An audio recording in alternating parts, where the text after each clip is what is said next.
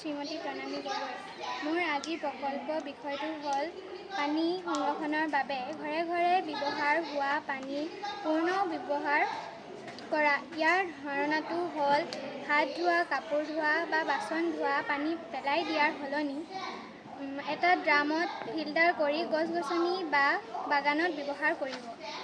ইয়াৰ ফলত পানী অপব্যয় ৰোধ হ'ব আৰু পানী সংৰক্ষণ হ'ব। এই প্ৰকল্পটোৰ বাবে আমাক কিছুমান সামগ্ৰীৰ প্ৰয়োজন হ'ব।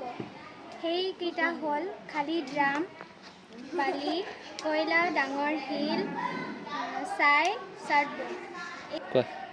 এই প্ৰকল্পটো আমি বনাবলৈ এটা খালী ড্ৰাম ফুটা কৰি লোৱা হ'ব। তাৰ পিছত ড্ৰামৰ তলত বালি, কয়লা, ডাঙৰ শিল, ছাইৰ এটা তৰপ প্ৰস্তুত কৰিব লাগিব। এতিয়া ব্যৱহাৰ হোৱা পানীখিনি তাত ঢালিব লাগিব। পানীখিনি নিৰ্দিষ্ট তৰপৰ মাজেদি ফিল্টাৰ হৈ আহিব। সেই পানীখিনি আমি ফুলনি বাৰী, শাকনি বাৰীত ব্যৱহাৰ কৰিব পাৰিম। ইয়াৰ ফলত আমাৰ লাভবোৰ হ'ব এনেধৰণৰ: পানী অপব্যয় 40ৰ পৰা 60% কমিব। গাঁৱৰ নলা পৰিষ্কাৰ হ'ব। এই পদ্ধতি সহজলভ্য হ'ব। ই এটা কম খৰচী ব্যৱস্থা।